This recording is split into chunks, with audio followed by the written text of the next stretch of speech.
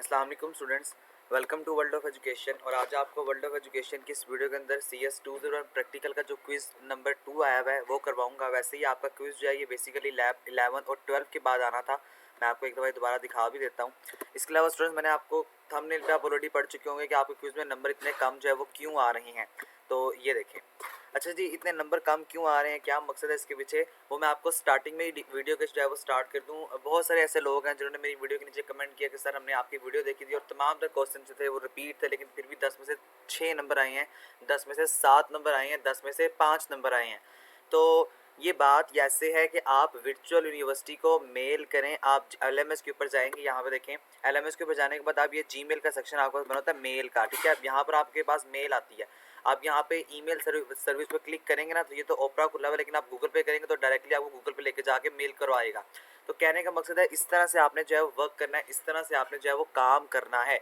Mail आपने ज़रूर करनी है। मेरा जो क्विज़ था वो 110% बिल्कुल ठीक था, लेकिन VU की शायद अपनी गलती है या VU की अपनी मिस्टेक्स की वजह से ऐसा काम हो रहा है। आज वाले आपके सारे क्वेश्चन ऑलरेडी रिपीटेड हैं, ठीक है। ये हमने ऑलरेडी लैब क्विज़ के अंदर बात की हुई है।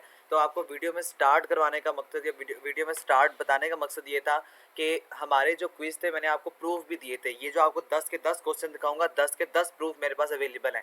मैं अगर आपको ये देखें, आप गूगल से सर्च कर लें, आप किसी भी वेबसाइट से सर्च करें और आप मेरा आंसर देखें तो आपको आंसर बिल्कुल ठीक मिलेगा, ठीक है। तो रेफरेंस और प्रूफ दिखाने का मकसद बिल्कुल ये होता है कि बिल्कुल ये 110% ठीक है। उसके बावजूद कोई अगर गलती हो सकती है तो हो सकता है कि VU की अपनी कोई वेबसाइट में इशू आ रहा हो। आप सब मेल करें ताकि आप लोगों का मसला सोल्व किया जाए और आपको आइंदा आने वाले क्विज़ेस के अंदर इस तरह के मसले का सामना ना करना पड़े। क्वेश्चन नंबर 1 देखें, विच फंक्शन इज ऑटोमेटिकली कॉल्ड। कब फंक्शन जो है वो ऑटोमेटिकली कॉल होता है, जब हम ऑब्जेक्ट को क्लास के इनिशिएट करते हैं। तो कौन सा फंक्शन जो है वो कॉल होता है जी, वो कंस्ट्रक्टर कॉल होता है। तो constructor function is automatically called when an object of a class is initiated. जब आप क्लास को इनिशिएट करते हैं तो जो कंस्ट्रक्टर होता है वो हमेशा से कॉल होता है। ये देखें, constructor is a special method that is automatically called when an object of a class is created, ठीक है। तो ये हमारे पास का रेफरेंस आ गया। उसके आगे देखें, इन द सिंटैक्स, ये जो सिंटैक्स है ना आपके पास ये वाला, कम्प्लेक्स ऑपरेटर प्लस और complex. What is the operator, वो कह रहा है कि इस सिंटैक्स में, ये जो आपको सिंटैक्स नजर आ रहा है, इस सिंटैक्स में ये जो वर्ड ऑपरेटर लिखा हुआ है ना, ये ऑपरेटर ये क्या है, ये क्लास है, ये ऑपरेंड है, ये ऑब्जेक्ट है, या जो इसका राइट आंसर है वो कीवर्ड है। तो वो आपसे पूछ रहे हैं कि ये क्या है जी, तो ये कीवर्ड है, ठीक है। तो ये जो आपको सिंटैक्स नजर आ रहा है इसके अंदर आपने बताना है कि ये जो ऑपरेटर है ये क्या वर्ड है। ये आपने ना सारे क्वेश्चन जो आपको दिखा रहा हूँ, आपके क्विज़ेस के अंदर आपको रेफरेंस दिखा रहा हूँ, इसका मतलब यही है कि मैं आपको ये बात बता दूं कि ये आपके फाइनल टर्म के अंदर आने ही आने हैं। तो आप लोगों ने सारे क्विज़ेस भी देखने हैं, तो इसलिए मैं आपको वीडियो में रेफरेंस ज़रूर प्रोवाइड करता हूँ ताकि आपको फाइनल टर्म के हवाले से प्रिपरेशन दी जा सके, फाइनल टर्म के हवाले से आपको गाइडलाइन जो प्रोवाइड की जा सके। तो ये क्या है जी, ऑपरेटर जो ये कीवर्ड है, ये आपके हैंडआउट्स में प्रूफ है हमारे पास। ये देखें, वो आपको खुद बता रहा है ऑपरेटर इज अ कीवर्ड। ये सिंटैक्स लिखा हुआ है आपके पास, रिटर्न टाइप ऑपरेटर, ये देखें, ये भी दोबारा सिंटैक्स है। अब इसमें क्या कह रहा है, as example of this operator, ये जो ऑपरेटर ये क्या है, ये कीवर्ड है। दिस मींस कि ऑपरेटर जो होगा वो कीवर्ड यहाँ पे कहलाएगा। तो operator is the keyword, right answer. Next question repeat है, इसको स्किप करें, आगे आएंगे। Question number 3, which function is automatically call in C++ if we do not define it in a class. अब यहाँ पर इसे सिर्फ कंफ्यूज करने के लिए आपको दिया हुआ है। ये बात आपको पता होनी चाहिए कि C++ क्लास के अंदर कौन सा फंक्शन ऑटोमेटिकली कॉल होता है। तो वो कंस्ट्रक्टर है। अगर आपने कंस्ट्रक्टर को क्लास के अंदर नहीं लिखा, अगर आप कंस्ट्रक्टर को लिखना भूल गए हैं, तो वहाँ पे हमारे लिए जो C++ है ये हमें ये फैसिलिटी देती है कि ये डिफ़ॉल्ट कंस्ट्रक्टर को हमारे लिए क्रिएट कर देती है। तो डिफ़ॉल्ट कंस्ट्रक्टर यहाँ पे जो होगा राइट आंसर होगा कि जब भी हम अपने क्लास के अंदर या जब भी हम C++ के अंदर जो है वो कंस्ट्रक्टर के अंदर फंक्शन के अंदर हम जो है वो, या किसी भी क्लास के अंदर हम जो है वो कंस्ट्रक्टर का फंक्शन लिखना भूल जाते हैं, तो हमारा कंपाइलर ऑटोमेटिकली हमारे लिए डिफ़ॉल्ट कंस्ट्रक्टर लिखता है, ठीक है। जो वो कंपाइलर कंस्ट्रक्टर लिखता है उसको हम नाम देते हैं डिफ़ॉल्ट कंस्ट्रक्टर का। तो यहाँ पे डिफ़ॉल्ट कंस्ट्रक्टर जो होगा राइट ऑप्शन कंसीडर किया जाएगा। इसका प्रूफ भी मैं आपको दिखा देता हूँ, आपके हैंडआउट से मैंने शायद लिया नहीं है लेकिन मैं आपको दिखाता हूँ। यहाँ पे देखें स्टूडेंट्स, आपको मैक्सिमम हैंडआउट से दिखाने का मकसद ये होता है कि आपको ये यकीन हो जाए कि 110% जो वर्ल्ड ऑफ एजुकेशन के क्विज़ होते हैं वो बिल्कुल ठीक होते हैं। हम हमेशा वो क्विज़ आपके साथ शेयर करते हैं जो 110% जिसमें मुझे श्योरिटी होती है। ये देखें, if we do not define a constructor in a function, the C plus plus provide a default constructor. जो सी प्लस प्लस होता है ये डिफाइन करता है जी डिफ़ॉल्ट कंस्ट्रक्टर को। तो यहाँ पर डिफ़ॉल्ट कंस्ट्रक्टर जो होगा, सिर्फ उसने जुमले की वर्डिंग को चेंज किया हुआ है, बाकी तमाम जो कॉन्सेप्ट है वही है कि जब हम कंपाइलर जो है वो ऑटोमेटिकली जो कंस्ट्रक्टर कॉल करते हैं उसको क्या करते हैं, तो उसको हम डिफ़ॉल्ट कंस्ट्रक्टर का नाम जो है वो देते हैं।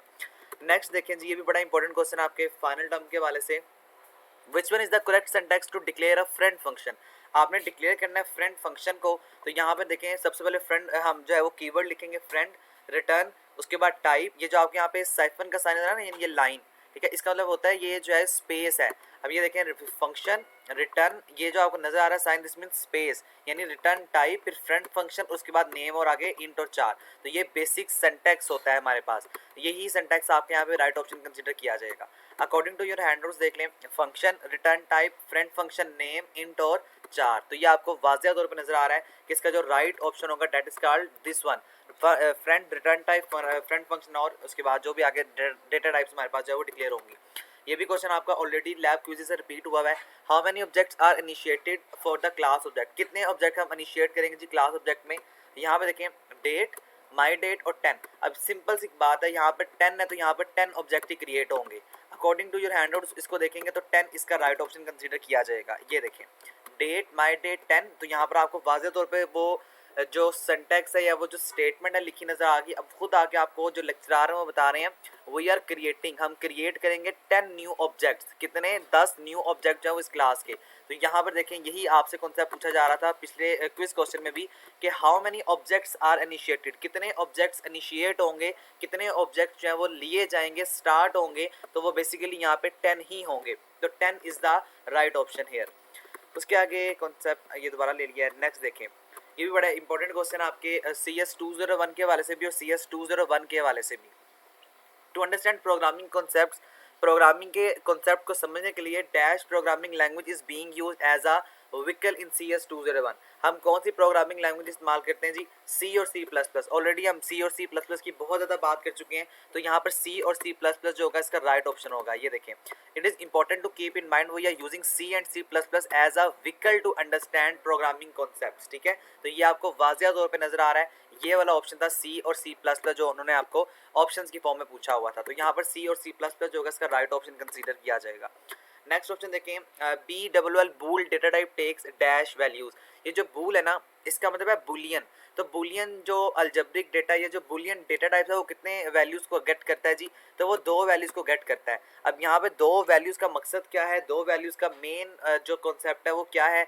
इसका मतलब है ट्रू और फॉल्स। तो सिंपल काम है, यहाँ पे ये 2 लेता है। तो यहाँ पर इसका जो राइट ऑप्शन होगा वो 2 ही होगा। ठीक है, मैं आपको इसका गूगल से भी दिखा देता हूँ। ये देखें, कंप्यूटर साइंस के अंदर बुलियन का मतलब ये होता है जिसको हम समटाइम जो है शॉर्ट एंड फॉर्म में BLL बूल कहते हैं। ये डेटा टाइप होती है that has one of 2 possible values. इसकी 2 पॉसिबल वैल्यू है, कौन कौन सी? True and false, which is intended to represent the two truth values of logic Boolean algebra. तो right option is that the 2।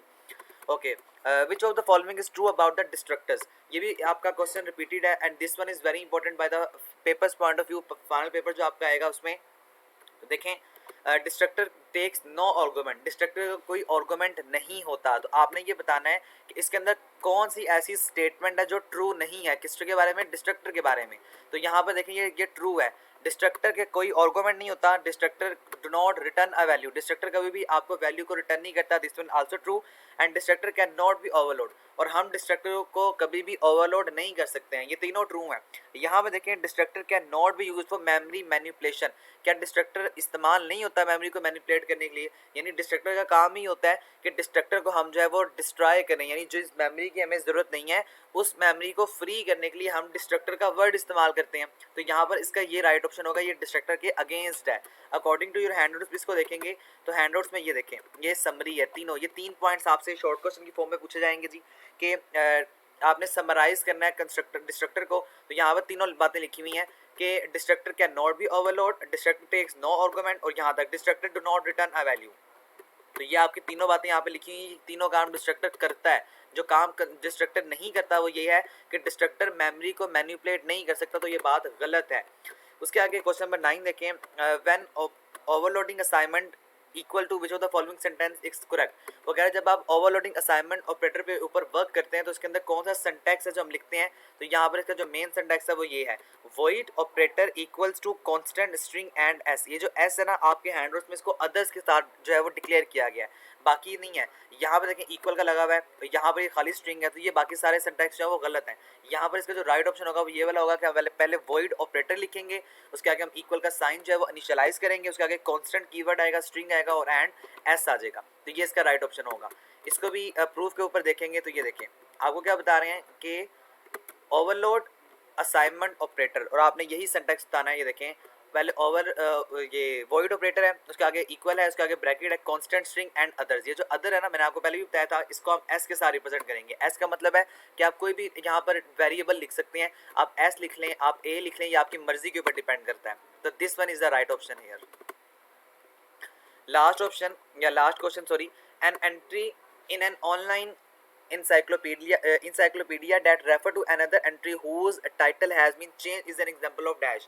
ये मुझे कंफर्म नहीं है जी, मैं आपको सीधी बात बता रहा हूँ कि जो चीज़ मुझे कंफर्म नहीं होती वो मैं आपको कहता हूँ कि आप स्टूडेंट्स के लिए मेंशन कर दिया करें कमेंट्स बॉक्स में। तो यहाँ पर मुझे इसका जवाब मिला नहीं है, लेकिन अकॉर्डिंग टू माई नॉलेज इसका जो जवाब होगा वो रेफरेंस पॉइंटर होगा, क्योंकि वो कह रहा है कि जब आप ऑनलाइन इंसाइक्लोपीडिया में जो है वो क्या करते हैं, कोई दूसरी जगह पर किसी भी रेफ़र कर देते हैं, किसी भी एंट्री को रेफ़र कर देते हैं और उसका जो टाइटल होता है वो चेंज हो जाता है, तो ये किसकी एग्जांपल है, तो या तो ये रेफरेंस पॉइंटर हो सकता है या ये डेंगलिंग पॉइंटर हो सकता है, इन दोनों में से होगा। बहरहाल मैंने यहाँ पर रेफरेंस लगाया है, अगर आप लोगों में से किसी को कंफर्म हो तो वो काइंडली बाकी स्टूडेंट्स के लिए ज़रूर मेंशन कर दे। ये एक वाहिद क्वेश्चन है जो मुझे कंफर्म नहीं है, बाकी मैंने आपको सारे क्वेश्चन आपके हैंडआउट से दिखाए हैं, आपके सामने आपको हैंडआउट्स पे सर्च कर लें, पेजेस ओवरऑल मेंशन है।